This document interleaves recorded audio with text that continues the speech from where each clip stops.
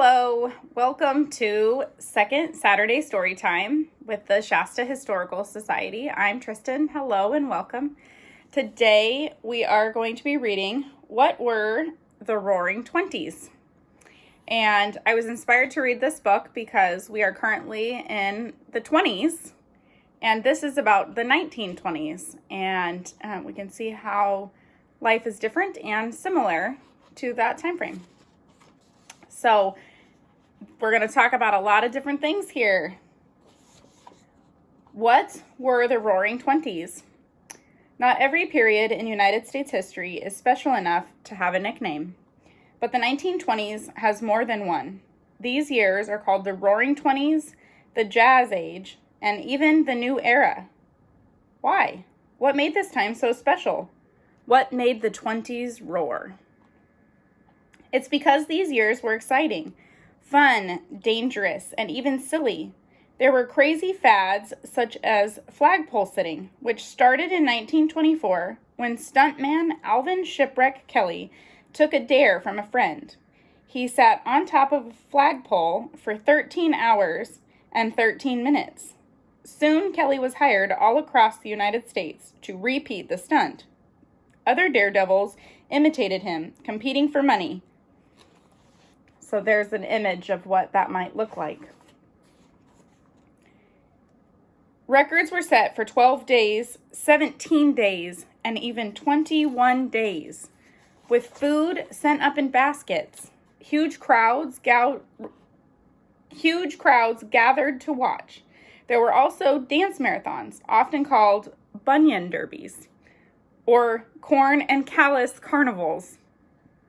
For 25 cents, spectators watched couples dance for hours, days, or sometimes even weeks. After a while, all that contestants could do was shuffle their feet or cling to the necks of their partners and be dragged along, all to earn the first place prize money. The 20s also were known for thrilling feats of more important nature. In 1927, pilot Charles Lindbergh became the first to fly nonstop across the Atlantic Ocean. And he did it all alone in a small plane that didn't even have a parachute. Most of all, the 1920s were famous for good times, listening to jazz bands in nightclubs, dancing the Charleston, dashing around in newly affordable automobiles, and following the lives of glamorous Hollywood movie stars. However, the good times didn't last. On October 29th, 1929, it all came crashing down in an abrupt and terrible end. Chapter 1. After the Great War, the 1920s certainly didn't start out being a whole lot of fun. In the beginning of the decade, the United States was recovering from two terrible disasters. The first was World War I, which ended in 1918, with over 17 million people dead, both soldiers and civilians. The United States joined the war near the end, but in only 19 months, more than 100,000 U.S. soldiers were killed fighting overseas, and another 200,000 were wounded. Then a different, totally unexpected enemy appeared, the Spanish flu. This deadly strain of the flu virus spread quickly around the world. It killed 675,000 people in the United States. Far more than the war had. The flu killed very quickly, within hours or days. Most of its victims were young, healthy adults. New Yorker Lillian Goldsmith often recalled that her sister Vivian was dancing at a party on Friday and dead on Monday. At first, the symptoms seemed like any other flu, with fever and headaches. Sometimes patients recovered. But if they didn't, their lungs and internal organs were destroyed and their bodies would turn blue. There was no cure. After so much tragedy, many people, especially the young and the returning soldiers, were desperate to have a good time. They blamed the horrible war on the older generation. Now was the time to leave the past behind. Return to normalcy. After the war, millions of Americans wanted the country to go back to the way it was. In 1920, Ohio Senator Warren G. Harding ran for president. His campaign slogan was, "Return to normalcy." Harding won, but gave important positions to unqualified people and paid little attention to what they did. His administration was rocked by scandals. He died suddenly in 1923, before his term was over, and Vice President Calvin Coolidge became the president. It took a little while for the 20s to really roar. After the war, the U.S. economy went into a slump. Factories that once had been working overtime to provide weapons and supplies for American troops closed. Companies went out of business. People lost their jobs. Returning soldiers looking for work added to the numbers of unemployed. The government, however, found ways to help, and by 1921, the economy turned around. There were more jobs, which put more money in the pockets of the American public. A spending boom began. The new era had arrived. Women voters. On August 18, 1920, there was a dramatic change in the lives of American women. They were finally granted the right to vote. It was a right they had spent over 70 years fighting to win. With the vote, women had the power to change laws and to take a greater part in government. This led to a greater desire to take control of their lives. Women stepped out of the shadows of their parents and husbands. They went out by themselves, without any chaperones to supervise them on dates. More girls went to college. In 1918, only 13,491 women earned a college degree. In 1930, the number had climbed to 55,266. Before the war, jobs for women had been limited. The poor had to settle for low-paying jobs, such as doing housework in other people's homes. For middle-class women, nursing and teaching were among the few careers open to them. Being a doctor, lawyer, or head of a company was practically unheard of. During the war, however, women had taken the jobs of men fighting overseas. They were streetcar operators. They worked in shipyards, steel mills, and factories that made guns and ammunition. Although many of those jobs were lost when the men came back, more and more women kept on collecting paychecks. They found other careers. Growing businesses now needed secretaries, stenographers, typists, and file clerks in their offices. These jobs were usually filled by women. While most women still stayed at home to take care of their families, their lives changed a lot too. During the 1920s, new inventions made it possible to spend less time doing chores and to have more time for fun. This is a copy of what could have been an ad for an electric washing machine. Electricity had been lighting up city streets since the late 1800s. Now more private homes became wired for electricity. Housekeeping became much easier with electric appliances like washing machines, stoves, refrigerators, vacuum cleaners, and sewing machines. Ironing out a problem. Before electricity, an iron either had to be placed in a fire to get hot, or it was heated by fuels such as kerosene, which could catch fire. Constant care was needed over the temperature of the iron. If it wasn't hot enough, it wouldn't press out wrinkles.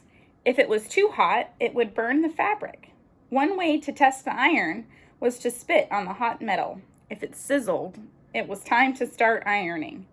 Now, electric irons made pressing clothes so much easier, faster, and far less dangerous. In 1924, Clarence Birdseye invented frozen foods. Meals became easier to prepare. They didn't have to be made from scratch. Convenient products like Wonder Bread, Welch's grape jelly, Kool-Aid, and Rice Krispies came on the market. There was a huge revolution in women's fashion. Before, women wore stiff, heavy clothing, dresses with high collars, big sleeves, tight corsets, and bulky floor-length skirts. Now women wanted loose, comfortable clothes so they could do the new, fast dances like the bunny hop and the Charleston and the Lindy. They wanted to play sports. They didn't want to spend a lot of time getting dressed. Young women began wearing short dresses made of lightweight fabrics that hung loose on their bodies. These new styles were much easier to wear. Mannish styles like tailored suits became popular. Some women even wore pants. women weren't wearing pants. A lot of older people were absolutely scandalized. Men's hair and clothing changed too. Trousers became wider with a sharp crease down the center. For casual wear, white trousers and a V-neck sweater, like those worn by tennis players, became popular. Football star Red Grange made the raccoon coat a fashion statement for men. As for their hair, men wore it slicked back, sometimes using a cream like brilliantine, so it looked as shiny as patent leather. Women changed their hair as well as their clothes. In the past, proper ladies had kept their long hair pinned on top of their heads. Now girls all over the country were inspired by movie stars like Clara Bow. They cut their hair in a short, sleek style called a bob. A bob was easier to care for and felt freer, which was perfect for the new, independent American woman. Opera singer Mary Garden said in an interview, "Bobbed hair belongs to the age of freedom, frankness, and progressiveness." Since there weren't a lot of hair salons, young ladies stood in long lines outside of men's barber shops to get their hair cut. Hats and headbands. Certain accessories came into style with the bob. The bobby pin got its name from holding the new cut in place. Snug-fitting hats like the cloche became fashionable. At night, handbags decorated with feathers or elaborate jewels dressed up the simple hairstyle. These modern young women became known as flappers. No one knows for sure where the name came from, but everyone in the 20s knew what it meant. Flappers wore makeup, drove cars, and went to lots of parties. They drank cocktails and smoked cigarettes. Everything they did was considered unladylike. But they didn't care about breaking old rules or new ones. They flocked to speakeasies and nightclubs where they could buy drinks. Even though prohibition had made it against the law, something you could be arrested for. Prohibition. In 1920, the 18th Amendment to the Constitution had a major impact on Americans. This amendment prohibited, or made it illegal, to sell or make any kind of alcohol for drinking. This included beer and wine, as well as all kinds of liquor. By the later part of the 1800s, two groups had formed, the American Temperance Society and the Women's Christian Temperance Union. They believed that drinking liquor was evil and that men who went to bars where women weren't allowed drank too much. A drinking problem often meant men couldn't hold jobs, couldn't take care of their wives and children, and might even abandon their families.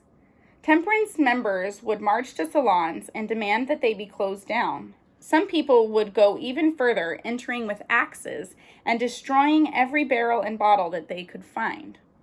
Over the years, these temperance groups became very powerful politically, and finally their cause became the law. Although plenty of citizens obeyed the new law, many ignored it. People who wanted to drink alcohol found many ways to do so. The new amendment actually said nothing about drinking alcohol or privately owning it. So some people bought and stored as much as they could while it was still legal to buy. Others made it themselves. Bootleggers were people who built machines for making liquor, or they created bathtub gin. There wasn't enough homemade liquor to meet the demand. Since other countries didn't have prohibition, liquor would be smuggled down from Canada. It arrived in trucks or in planes, or was shipped in on boats that managed to slip past the Coast Guard. A line of ships known as Rum Row would wait just outside the 3-mile limit in international waters. Tiny speedboats would come out at night and load the illegal cargo from the ships and race back to shore. Bathtub gin was made by taking industrial alcohol, which could be very poisonous, and mixing it with a lot of water to make it safer to drink. Then things like juniper berries were added to give it flavor. Sometimes the taste was still very bad, so people would mix it with soft drinks.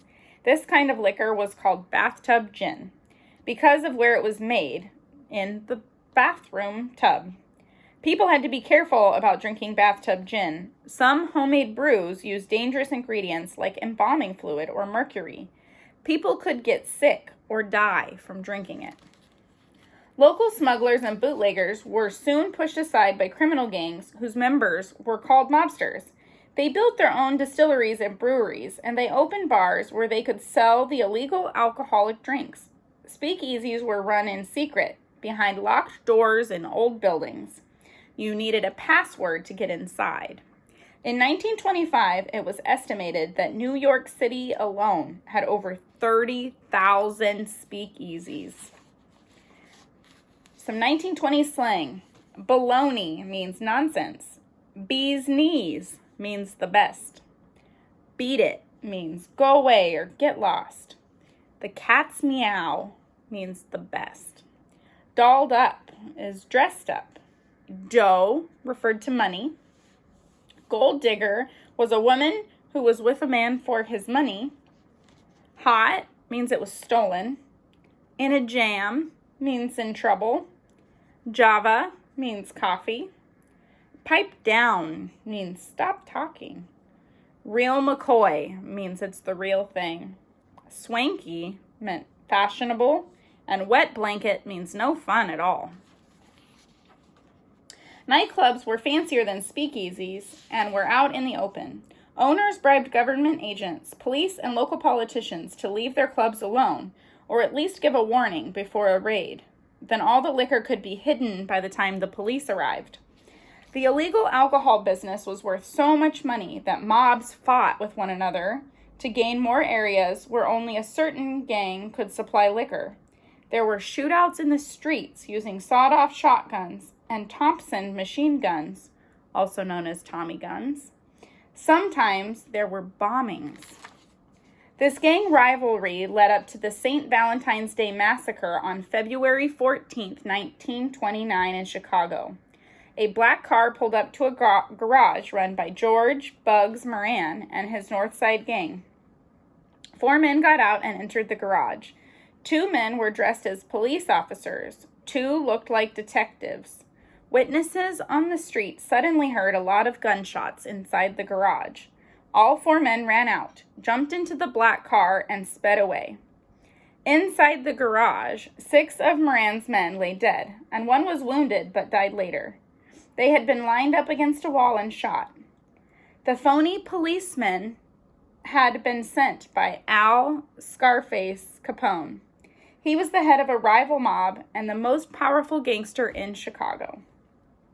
Despite the crime and violence, people still went to mob-owned clubs and speakeasies. They went to these places not just to drink, but also to listen to the sounds of jazz, the hottest new music in the country. A little bit about Al Capone. Al Scarface Capone was born Alfonso Capone in Brooklyn, New York, the son of Italian immigrants. He dropped out of school at 14 and started to work for the local mob, getting his nickname when he was slashed across the face in a knife fight. He moved to Chicago, where at one time he controlled 10,000 speakeasies as well as all the sale of alcohol from the Canadian border down to Florida. He was finally arrested and convicted, and he served some time in Alcatraz, the famous prison in San Francisco Bay. Red Hot Jazz.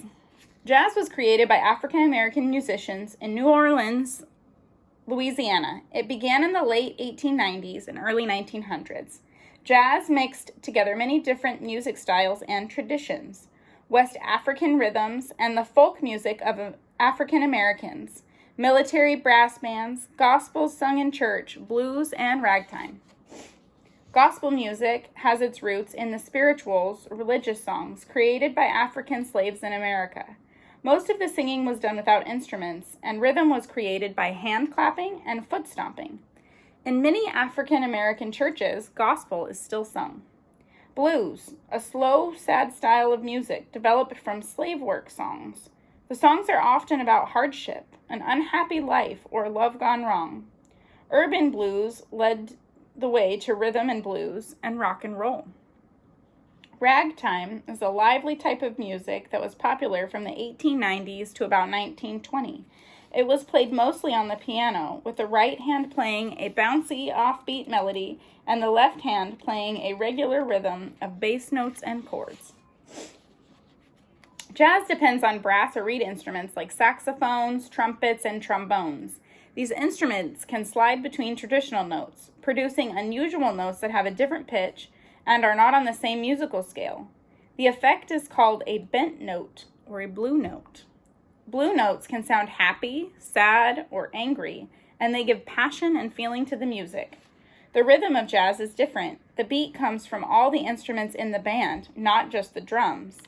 The rhythms can also shift or change in unexpected ways from a strong beat to a softer beat. Improvisation, making up music as you're playing, is also an important part of jazz. At nightclubs, the musicians didn't play a jazz number exactly as it was written. In fact, many jazz musicians couldn't read music, so they might change the rhythm, the melody, or the harmony. This all blended into a kind of music that was full of surprise, emotion, energy, and excitement. It had a lively beat that made people want to get up and dance. In New York City, fashionable white people traveled uptown to nightclubs like the Cotton Club, owned by mobster Oni Madden. There they could hear great jazz musicians like Louis Armstrong and Duke Ellington. Edward Kennedy Duke Ellington, learned to play the piano at 7 and took up playing jazz when he was a teenager in 1923. He became the band leader of a jazz orchestra. Often working with others, Ellington wrote more than 1,000 compositions, made many records, performed in several films, and composed stage musicals. His career lasted his entire life.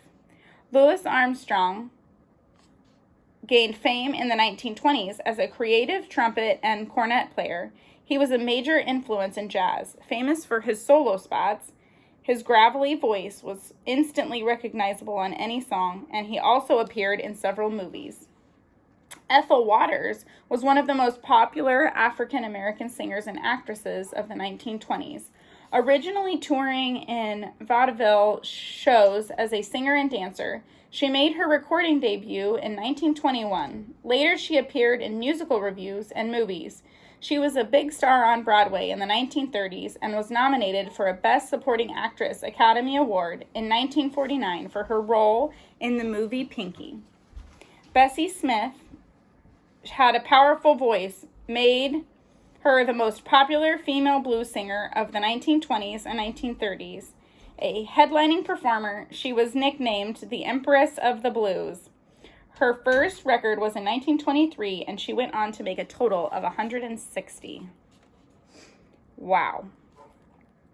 However, even though the Cotton Club was in Harlem, there were no black customers. It was for whites only. So African Americans opened their own clubs, like the Savoy Ballroom. Soon jazz spread beyond the clubs. White musicians started playing it. People all over the country listened on radios or record players. Bands even toured in Europe. Jazz was the sound of modern America. That's why the 1920s also became known as the Jazz Age. The Harlem Renaissance. During World War I and in the 1920s, about 1 million African Americans left farms in the South and moved to towns and cities up north. This was the beginning of what became known as the Great Migration. Segregation and Jim Crow laws. In northern cities, black people coming from the South found a somewhat better life. Although they were still barred from many opportunities open to white people, they no longer encountered the Jim Crow laws of the South. These laws restricted the lives of Southern African Americans in almost every way. African Americans weren't allowed to go to white hotels or restaurants.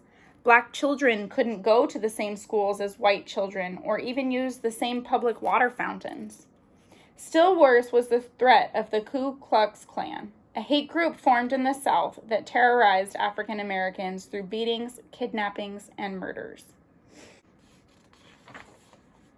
By 1920, there were between 175,000 and 200,000 African Americans living in Harlem, a neighborhood of roughly 3 square miles in Upper Manhattan.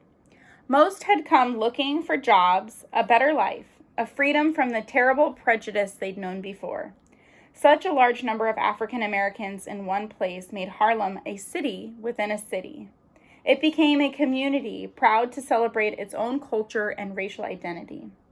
Far from lower white Manhattan, African Americans started their own companies, ate in their own restaurants, and read their own magazines and newspapers.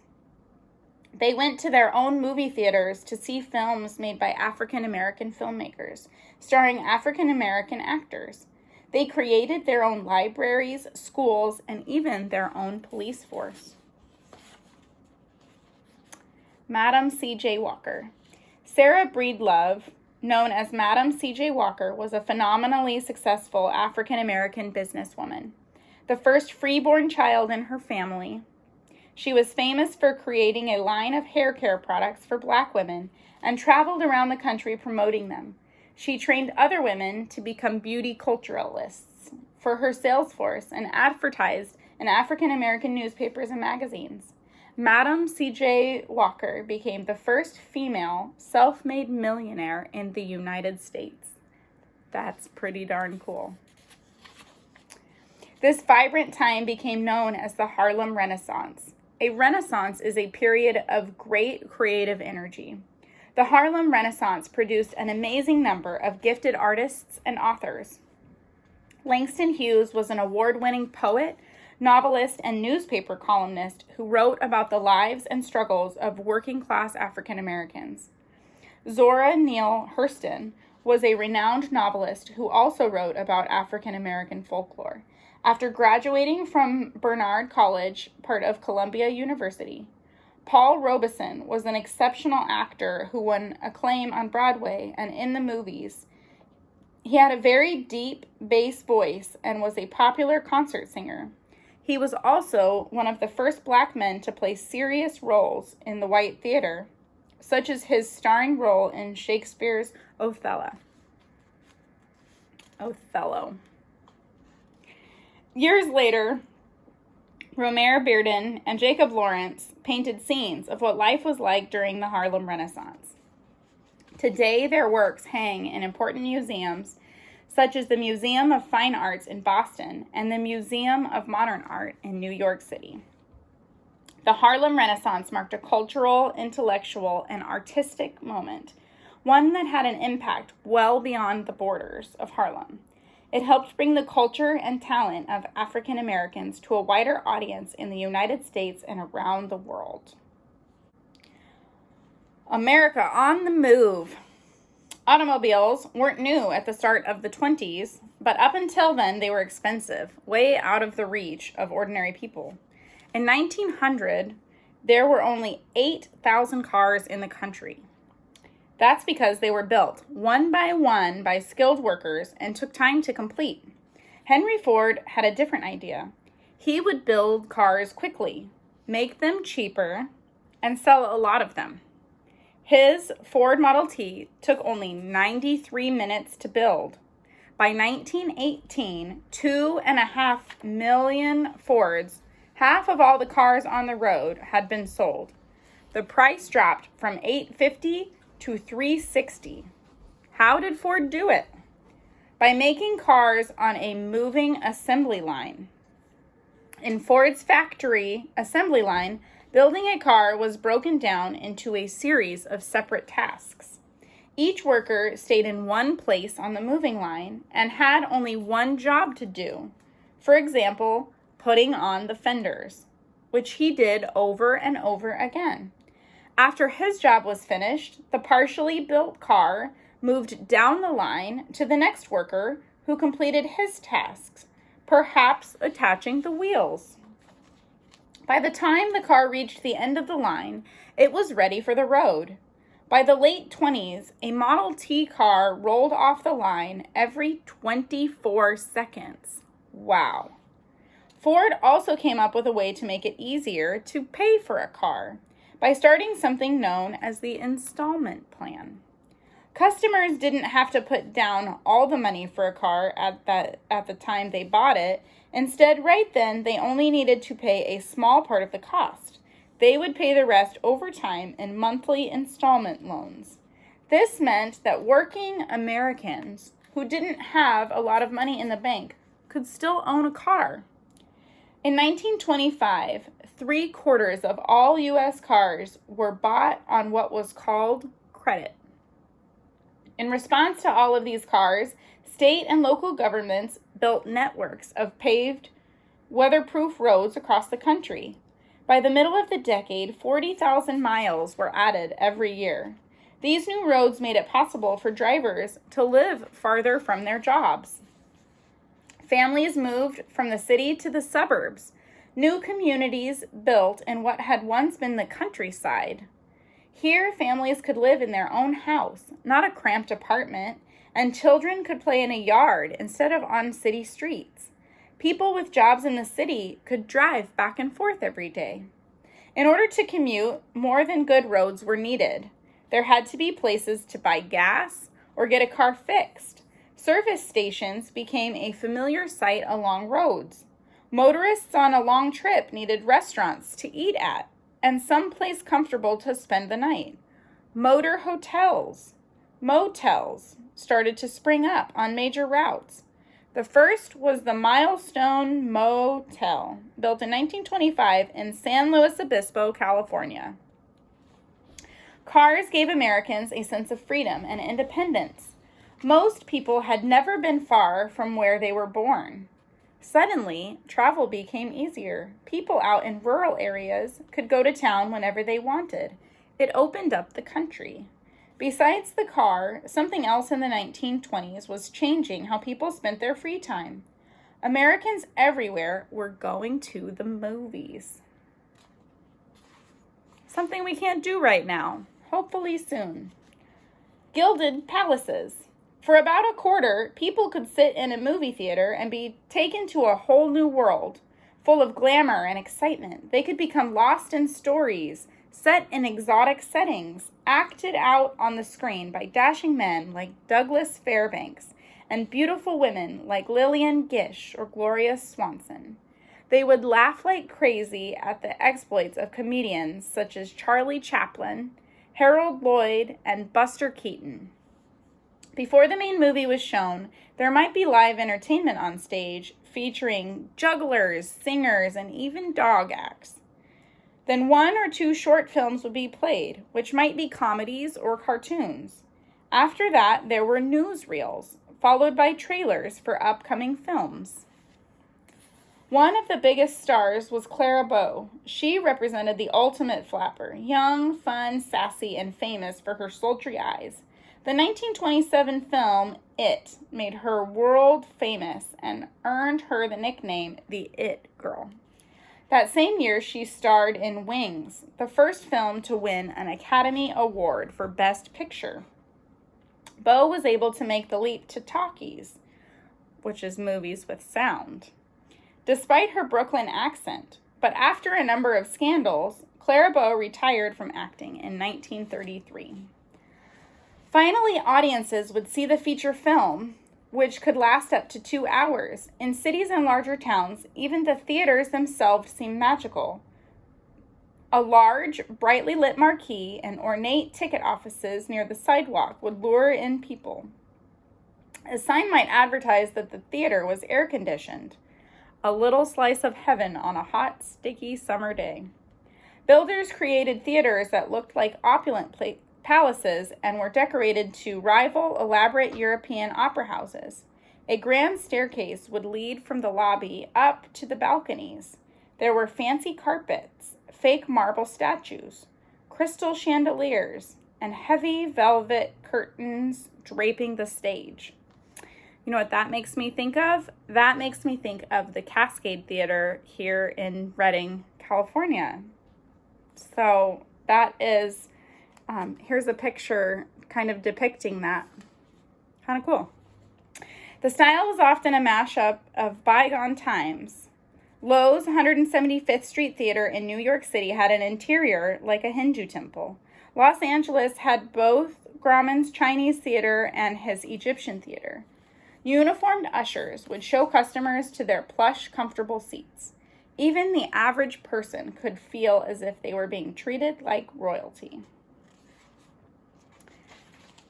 In 1922, British archaeologist Howard Carter discovered the tomb of a young, ancient Egyptian pharaoh, Tutankhamun. It was the first time a pharaoh's tomb had been found with all its riches. There was gold everywhere, including the gold coffin that held the mummy of the boy king.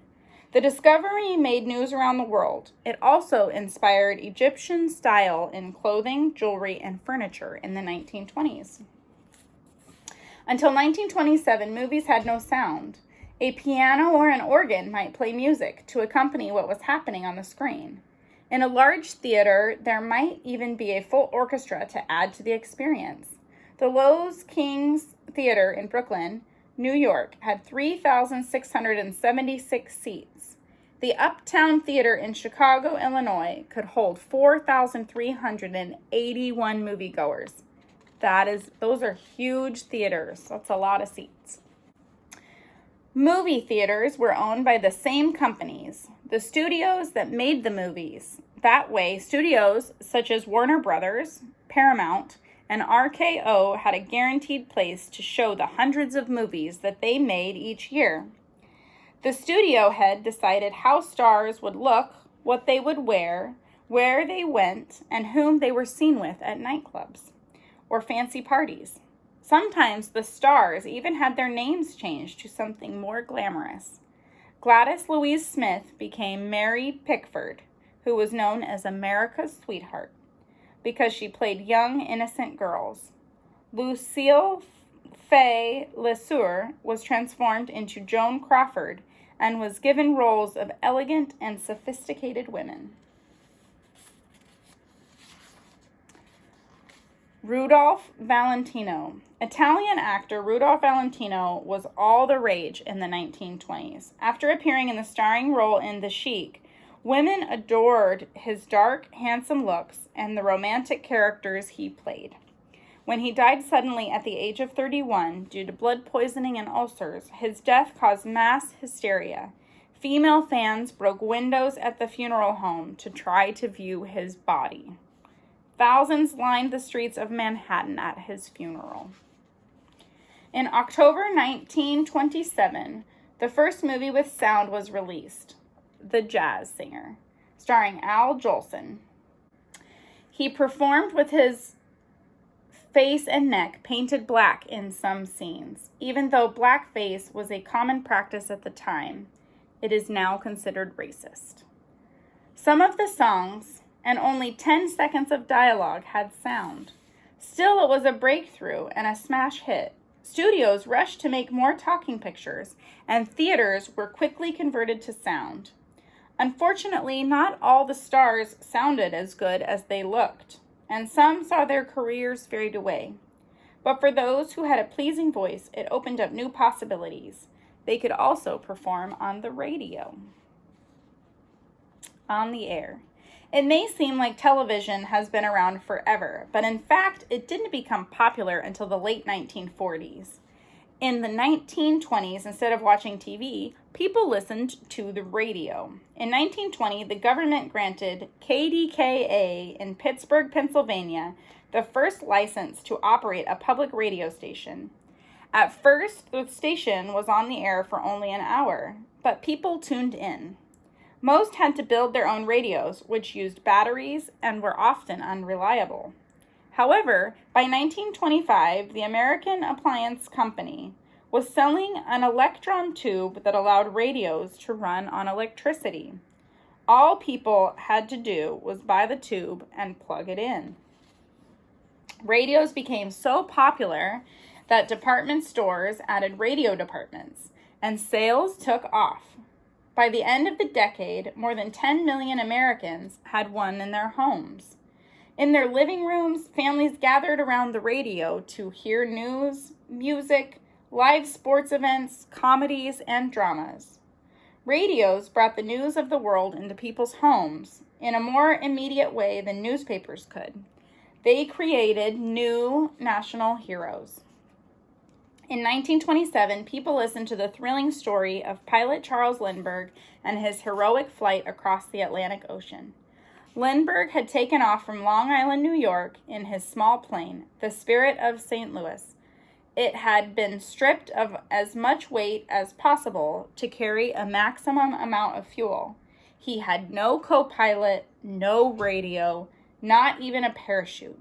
Flying was still quite risky, and others who had tried the crossing had been killed.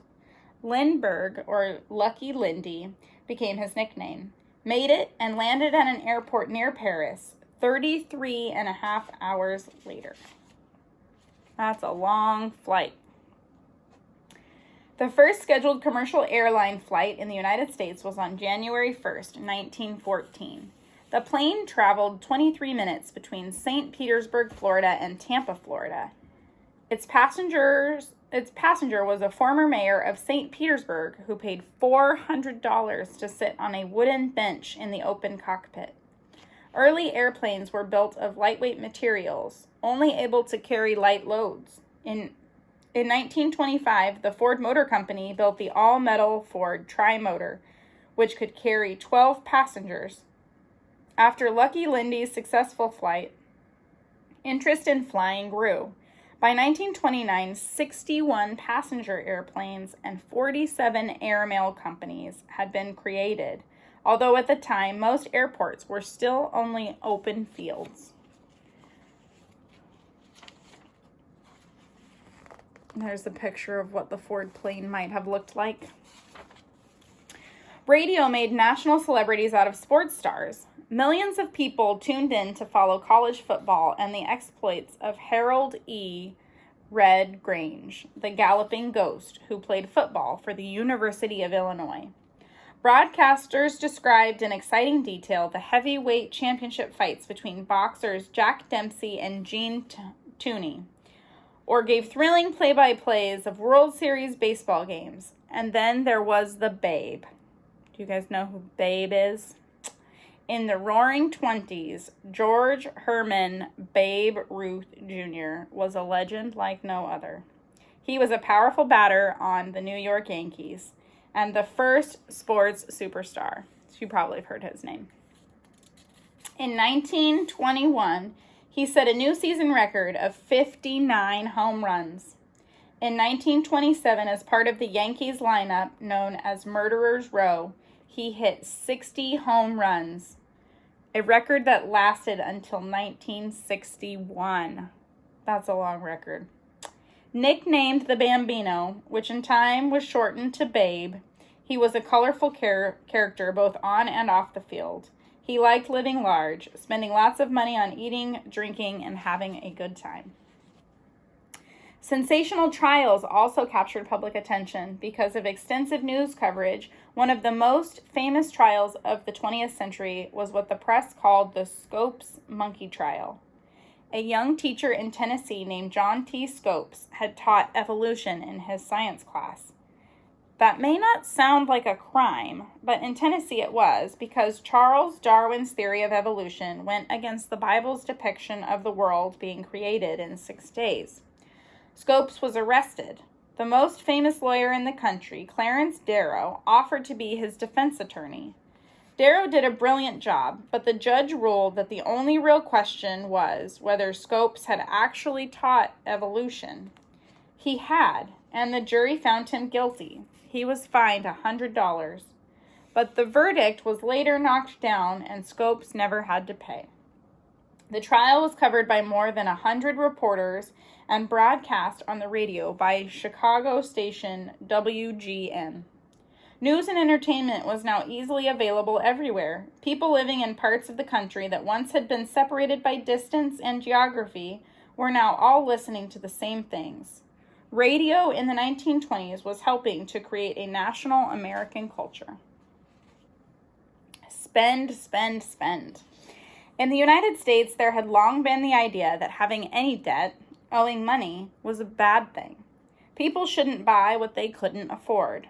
They should either save up the money for what they wanted or needed, or should do without it. In the 1920s, that way of thinking was considered old-fashioned. People liked the idea of having more than just what they needed. They wanted to have things that made their lives easier and more fun, and there was plenty to buy. Everything from toasters, popcorn makers, and electric coffee pots to ready-made clothes. Department stores and chains like J.C. Penney and Walgreens opened stores across the country. Sears, which had been a mail-order company, opened its first store, and by 1929, there were 319 stores. The idea of buying on credit spread beyond buying cars like Ford's Model T.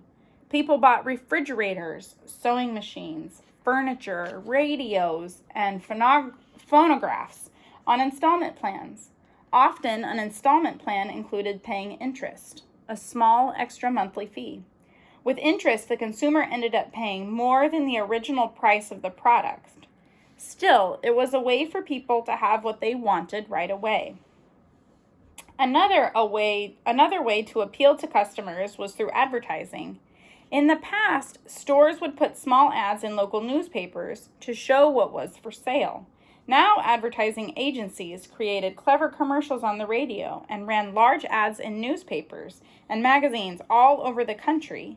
The ads told people that if they wanted to look their best, be a success at work, or have a good life, they needed to buy a certain product. Ads used catchy phrases. Canada Dry was the champagne of ginger ale. Nothing like it was the slogan for Tide detergent. The flavor lasts was used by Wrigley's gum. Campbell's proclaimed that it was real food in delicious soup. Movie and sports stars were paid to be in ads. It made people think they were buying the same things used by their favorite celebrities. Does that happen today? You bet it does. Babe Ruth did ads for Red Rock Cola. Clara Bow wore Maybelline mascara. Companies needed to keep selling their products over and over, often to the same customer, in order to stay in business. That presented a challenge to advertisers. Why would someone need a new car if the old one still worked? The answer was to make small changes to a product, maybe a different color or a slightly different design, and then use advertising to convince people that they needed this new, improved product that was much better than what they already had. Was all this shopping and spending a good idea? Some people didn't think so. Articles were written criticizing this focus on material things and the dependence on debt. But the economy was doing so well that no one could imagine a time when they wouldn't have money to pay off their debts. So people got out their wallets and they bought and then bought even more. Burma Shave signs. Advertising could sometimes be very funny.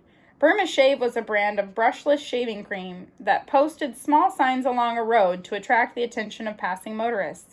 Each sign had a part of a silly rhyming poem and ended with the name of the product. A poem from 1929 said, "Every shaver now can snore 6 more minutes than before by using Burma Shave." Not all fun and games. Times weren't good for everyone in the 20s. U.S. farmers found it hard to make a living. During the war, prices for crops had been high. Many farmers had taken out loans to buy more land and machinery to increase the amount of food they could grow. After the war was over, there was less need for all that food, and prices dropped. Many farmers couldn't pay back their loans and lost their farms. Between 1920 and 1932, 1 in 4 farmers lost their land. Industries like cotton, wool, and coal suffered. The new women's fashions were made with a lot less fabric, and many textile workers lost their jobs, particularly in the rural South. African Americans who stayed in the South rather than moving north struggled more than ever to make a living. Most were sharecroppers, farmers who didn't own any land. Instead, they rented a small piece of property and farming supplies from a white owner. Sometimes sharecroppers had to give up to 70% of their crops they grew to pay back the debt. They were left with hardly anything. Although people were moving out to the suburbs, many more were moving into cities. For the first time in U.S. history, more people lived in cities than in the country. Farmers and people from rural parts of the country came looking for work. Immigrants came from other countries looking for hope and a new life. Many Americans distrusted the foreign newcomers. They competed for jobs with people who had been born in the United States. Most didn't speak English. There was also a fear that immigrants held dangerous political views. In 1917, there had been a communist revolution in Russia. It had overthrown the Tsar ruler. Communists believed that everything belonged to the state. There could be no private businesses. The government would provide everything the people needed. This threatened American capitalism and consumer culture. When the Communist Party was established in the United States, many people became scared. There was also a fear of anarchists, people who didn't believe in any type of government. Some people worried that anarchists would use violence to destroy the United States. In 1919, anarchists exploded bombs outside the homes of several government officials in Washington, D.C., including the United States Attorney General A. Mitchell Palmer. In 1920, another bomb exploded on Wall Street in New York City. It killed 38 people and injured hundreds. This led to government raids in which anyone who was even suspected of having anarchist or communist ideas was rounded up. People were held without warrants, tossed into overcrowded and unheated jails on little evidence, or had confessions beaten out of them. Sacco and Vanzetti. In 1920, Nicola Sacco and Bartolome Vanzetti, two Italian immigrants, were charged with robbery and murder. They were known to have ties with anarchists, but they denied they had committed the crimes. There was no real evidence against them. Still, they were convicted. The case drew worldwide attention. Protests were held on their behalf. People sent telegrams pleading for Sacco and Vanzetti to be pardoned, or at least given a new trial. The appeals were denied, and the two men were executed in 1927. They were considered victims of the Red Scare, which is the communist flag is red, and the communists were known as the Reds. So that was what that time was called. In 1924, Congress created the National Origins Act to reduce immigration. It put a yearly quota on immigrants. Immigration from any one country was limited to 2% of the total number of people from that country who had been living in the United States in 1890. This meant that if only 1,000 people from a country had been living in the United States in 1890, then only 20 people from that country could immigrate to the United States in 1924. This made coming to America impossible for millions of people. The act also banned any more Asian immigrants. Those who managed to immigrate did not always have an easy time. They faced discrimination, which made it difficult to find work or places to live. Large families would be forced together in tiny, crowded apartments with little light and fresh air. Jobs were scarce. Often, when they found work, such as in factories, the hours were long, the conditions unhealthy, and the pay very low.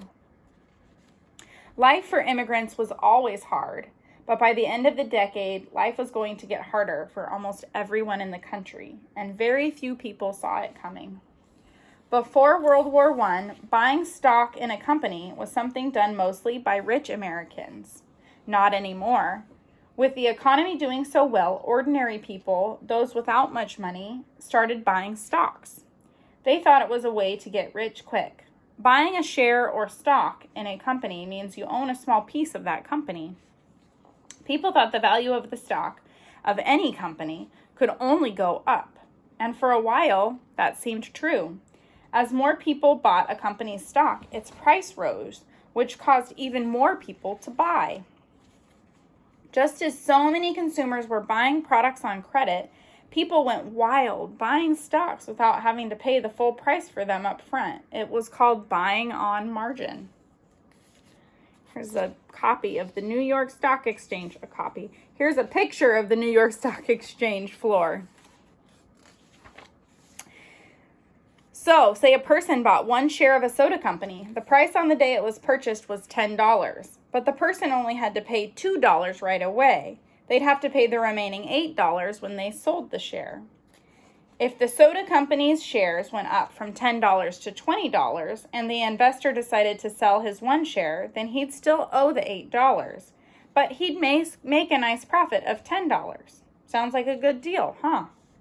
Even though shareholders didn't get any cash until they sold off their shares, in their minds they felt rich by simply owning the stock. What they didn't consider was the risk.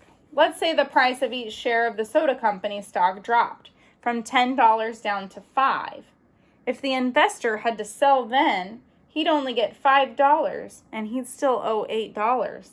That means he lost $5 on the deal. So buying on margin could turn out very badly. When people bought stock, the money went to the company who issued the stock. Companies discovered they could make a lot of money this way. They didn't need to take out bank loans anymore. This wasn't good for the banks. To make up for what they were losing, banks found other ways to get money. How exactly? They used their customers' savings to invest in the stock market. Customers would also take out bank loans based on the value of stocks they owned. Maybe they wanted a loan to buy a new car or a new house, or even for buying more stock. They believed they'd be able to pay back the loan to the bank at any time simply by selling their stock. Soon, everyone thought they were experts in investing. People would buy stocks based on rumors they'd heard. Comedian Groucho Marx said he got stock tips from an elevator operator. Not everyone was convinced the economy would stay strong. Economists, people who study how money is made and used in a society, were concerned. They believed that many companies weren't worth nearly as much as their stock price made it seem. A well-known economist, Roger Babson, was at a business conference on September 5th, 1929. He said, "Sooner or later a crash is coming and it may be terrific." By terrific, he meant awful. He pointed out that factories were making fewer goods, unemployment was rising, and wages were low for job holders. With less money in their pockets, people were buying less, and the economy depended on people to keep buying more. Stock prices reached an all-time high on September 3rd, 1929. Then they began to drop on October 24th. Traders, professional people whose career was buying and selling stock, sold off a lot of overpriced shares, seeing that other investors sold their shares, which made even more people sell their shares. It was a classic snowball effect. So many people sold shares that there was a huge drop in the stock market. On October 29th, the market lost over $14 billion in one day. It became known as Black Tuesday. Panic set in. Over the following days, people kept selling shares and the market continued to fall. The stock certificates of many companies became worthless pieces of paper. Those companies folded and their employees lost their jobs. Banks closed, having lost all of their customers' money. 9 million savings accounts were wiped out. People couldn't pay off all their debt and lost everything they had, including their homes. It was the start of the Great Depression, one of the worst times in U.S. history. The Roaring Twenties were over. F. Scott Fitzgerald. The great novelist F. Scott Fitzgerald wrote that during the 1920s, America was going on the greatest, gaudiest spree in history. He also called it an age of miracles, an age of art, an age of excess. Francis Scott Key Fitzgerald, named for a distant cousin who wrote the Star-Spangled Banner, also popularized the term Jazz Age. He and his wife, Zelda, seemed to be the dream couple of the Roaring Twenties. They were young, bright, and beautiful, and yet they both came to sad ends. Zelda died in a fire at a mental hospital where she was a patient. Scott was an alcoholic who died of a heart attack at 44. Fitzgerald's most famous novel, published in 1925, is The Great Gatsby. It's a tragedy about a group of wealthy and privileged young people on Long Island, New York, in the summer of 1922. It is considered the book that defines the Roaring Twenties. Thank you for reading The Roaring Twenties with me. Hopefully you found it interesting. What I found very interesting is how many of the things are similar to today and yet so different. Catch us next month. We'll be reading something new.